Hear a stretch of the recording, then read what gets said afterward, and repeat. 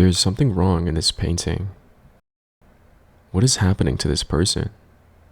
Where even are we? And who is casting this shadow? Like many of Piotr Jablonski's other paintings, this first piece, titled An Ear to the Wall, has such a way of trapping you in its haunted frame. And though his work for the Dishonored series have become some of the most celebrated pieces in all of entertainment, there's still so much we don't know about the intentions behind some of his best works. So today, through journeying into Piotr Jablonski's paintings for Dishonored, Death of the Outsider, we'll look at the story of a lonely boy, a fallen noble, a man doomed to his fate, and the dark god at the center of it all. To try to decipher the mysteries of some of these eerie paintings, as well as to figure out how Piotr Jablonski is able to create such haunting imagery. Let me set the scene a little bit first. Dishonored takes place in a dark, industrial world inspired by Victorian-era England. The world blends industrial technology with dark occult magic, creating a grimy steampunk aesthetic. The world of Dishonored is ravaged by a lethal plague spread by diseased rats, devastating the lower class, while the rich isolate themselves in their opulent mansions. As part of the Dishonored world, there exists a dark, powerful, godlike being who watches the suffering of mortals from a separate, dark dimension. This being, referred to as the Outsider, will seemingly at random grant strange powers to those he deems worthy for no particular reason than to watch the effects that this will have on the world and entertain himself with the consequences. The various protagonists of the Dishonored games have all suffered at the whims of the Outsider, and their journeys and struggles all embody the core themes of reckless power and its consequences. Arcane Studios reached out to Piotr Jablonski after seeing his grim, dystopian personal series titled Tomcat, and knew that he would be a perfect fit to help the art team to flesh out Dishonored's bleak landscape. Some of Piotr's paintings for the Dishonored series actually appear in-game, with them being all attributed to a fictional painter named Eleuterio Cienfuegos. Not much is known about Eleuterio, just that he was obsessed with the occult and the dimension of the Outsider known as the Void. But before we get ahead of ourselves, let me first tell you about this painting, titled The Lonely Rat Boy. As the story goes, there used to be a lonely, abandoned boy who lived in the alleys. This boy had no friends and no family, and day after day his only routine was suffering the abuse of those stronger than him. His only companion was a small white rat, with whom he shared his only scraps of food scavenged throughout the day. The Outsider took notice and was amused with the boy's struggle, and thus granted the boy his powers out of curiosity for what the boy would do with them. And so, with these newfound powers, this boy summoned a swarm, a frenzy, of diseased plague rats and set them upon his abusers. That night, a swarm of rodents flooded the alleys, tearing through the men and older children who would terrorize this lonely boy. His abusers were torn apart, and as screams turned to silence, the boy was surrounded by only corpses and his summoned rats. And yet the boy relished in his newfound companions. So in an act of affection, the boy reached down to pet one of his rats, but the rat lunged and bit the boy before running away. And thus, though the boy was rid of his abusers, he soon succumbed to the plague. Yet as he lied dying on the ground, he did not curse the god that gave him his powers. Instead, he praised him for allowing the boy to live out the remainder of his life free from fear. The story is one that is commonly told in the world of Dishonored. As we mentioned, in the fictional world of Dishonored, the painter Eleuterio Cienfuegos had an obsession with the Outsider and the Void. He knew the story of the lonely rat boy very well, and thus created this painting, along with many others, as tribute to the Outsider and his void dimension. This painting depicts our lonely rat boy floating in the abyss, in the void. Once just an orphan, now a legend. We see on his shoulder his white rat companion, and as we zoom out further, we see his summoned rats scurrying towards him, jumping across discordant wooden frames and shelves. beckoned by their master. Jablonski crafts such a chaotic space with so much intricate detail, designing in leading lines and directional rhythm that inevitably lead our eyes to the focal point of the painting, our lonely boy. Going back to the first painting I showed, we now have a better idea of where we are. This gritty steampunk world with an oppressed and diseased lower class, all while traces of dark powers subtly and mysteriously influence the world. But before we can speculate too far about the subjects in this painting, let's look at another one of Piotr Jablonski's pieces for the Dishonored world that has a documented story and history behind it. The tale behind this painting, titled What Remains of the Jacobis, is similarly bleak and grim. Our story follows a boy named Ivan, his father, and his grandfather. The Jacobis were an ancient family with roots that ran deeper than the current empire itself. Ivan was the youngest of the Jacobi family and had a good relationship with his grandfather, who led a family that lived in wealth and stability. But one day, Ivan's father gambled away the family fortune and mysteriously died, leaving behind nothing but his crippling debt. This debt was so unfathomably grand that it soon ate up the entirety of the family's holdings. And as the Jacobi wealth shrank, Ivan and his grandfather lost property after property until all that remained was the family crypt. And though Ivan at this point had moved in with his mother, his grandfather was committed to the Jacobi heritage, and thus his grandfather moved into the crypt, choosing to live amongst bones rather than to face the world that took everything from him. Ivan grew up frequently visiting his grandfather in the family crypts, learning about every story carved into each skull, for these bones were his only remaining inheritance. But the government discovered the last remaining Jacobi asset, and they set out to reclaim it. The cherished remains of the Jacobi ancestors were dug up and discarded, and Ivan's grandfather was forcefully thrown out onto the street, where a man who once was the head of a celebrated family would die homeless.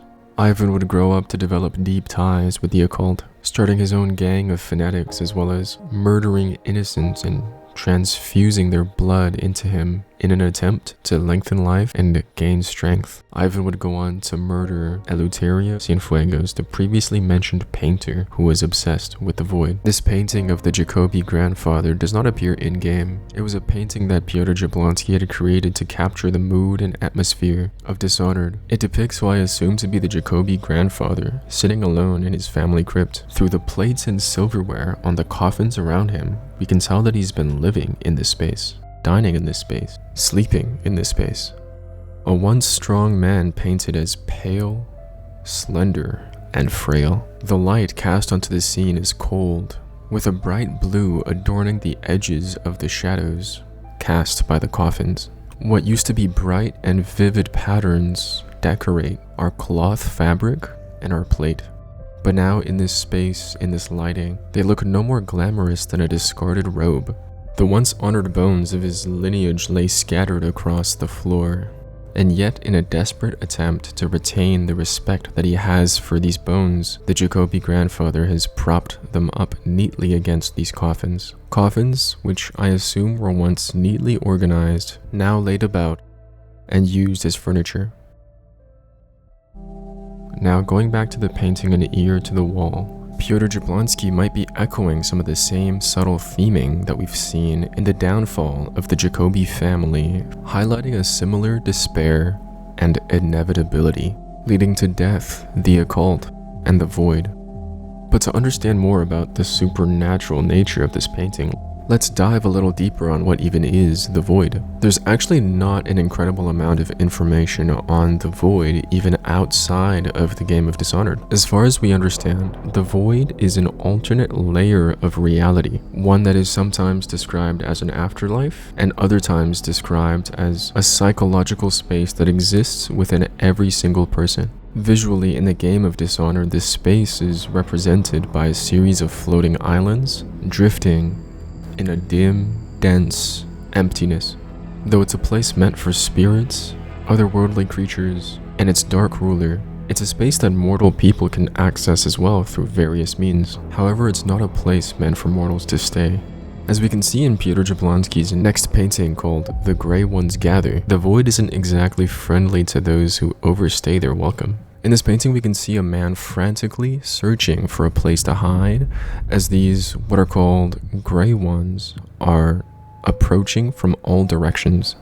Though not much is known about this painting, it doesn't correlate with an in-game story and isn't backed up by any of the existing lore. Given the consistent themes and narratives of Piotr's paintings, we can assume that this is depicting someone who has meddled with occult powers and have found their way into the void. The grey ones in this painting are people who have stayed within the void for too long and have been corrupted by its atmosphere, falling to the control of the void and acting as its enforcers. The man in the middle of the painting is doomed to his fate and has no way of escaping this situation. Our eyes are drawn to this spotlight that's cast on him, creating a sharp shadow on the rock that diminishes his scale. And as our eyes leave the center of the frame, we notice bright, glowing eyes tracking their prey. There's so much we don't know about the void, but what we do know is that its powers are seemingly controlled by a man, by a being we've already mentioned, the Outsider.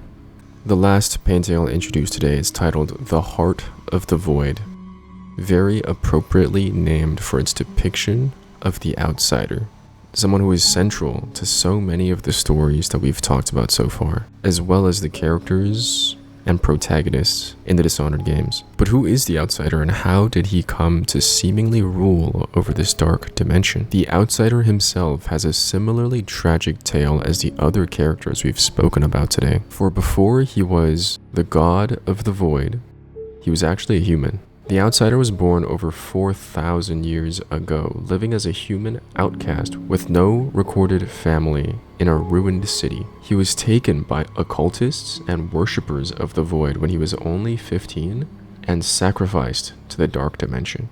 In his sacrifice, he merged with the void and thus turned into the godlike being we now know as the Outsider. But in his immortality and his seeming omnipotence, he lost all memory of his past life and of his name, and he gained an insatiable curiosity for what people would do when given power over others. And thus he appears to mortals that he deems worthy through prayers, through dreams. He chooses people in whom he sees a potential to change the world and grants them supernatural abilities. And though he has limitless power, he seemingly feels just as powerless as the lonely rat boy, as at the end of the day, the Outsider still yearns for the mortal life that was taken from him. The Dishonored franchise culminates in a moment where our character is given the option between killing the Outsider or allowing the Outsider to live as a mortal. Either way, removing him from the void and severing his connection for good. This painting that Piotr Jablonski created for the Outsider does not appear in the game. Instead, it served as a mood painting or a production piece with the purpose to set the tone for the game world.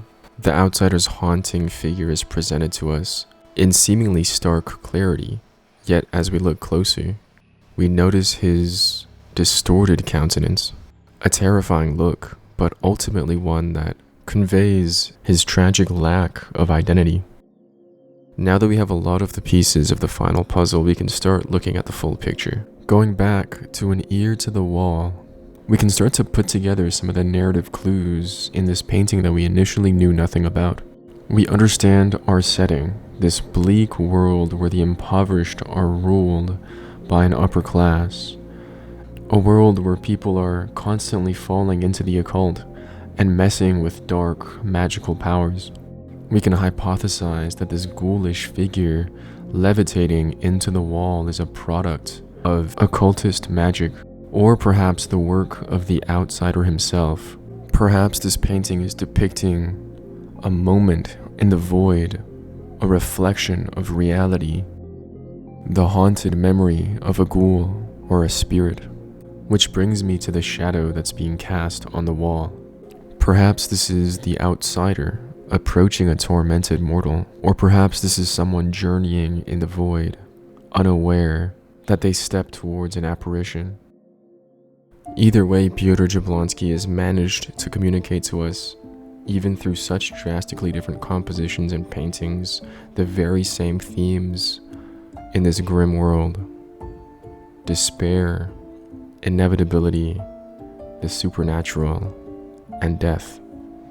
To wrap up the video, I'll talk about some of the techniques that Piotr Jablonski is using to consistently create these dark, depressing pieces. The obvious one is color. Every piece has a very deliberate limitation of the color palette that he is using, never exceeding far enough on the saturation scale to offer us the luxury of vibrance or warmth. Instead, he chooses grays and browns. In doing so, he showcases a lot of the same techniques you would see in a traditional painting, creating his chromatic blacks in the same way that a classical painter uses burnt umber and ultramarine blue.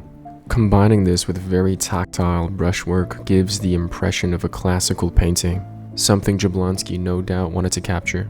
Another hallmark of his work is atmosphere, this dense haze that obscures our backgrounds, even in a space so confined as a cellar, as a crypt. The last thing I'll mention today is his lighting. We see in Jablonski's paintings this deliberate choice of lighting, whether it's soft and warm or sharp and cold. These choices affect not only the hues of the painted world, but our emotional reaction to the scene.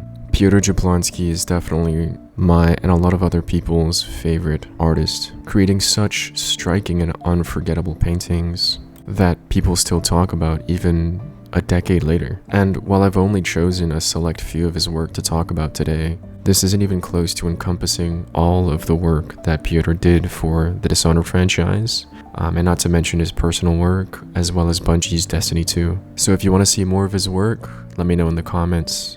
Leave a like for a part 2, and let me know your thoughts. Are you familiar with Piotr Jablonski's work, or is this the first time you've heard about the illustrator? I hope I was able to do justice to Piotr's works with my commentary, and don't hesitate to let me know if there was something I missed. Anyway, I hope you enjoyed. Thank you for watching till the end, and I'll see you next time.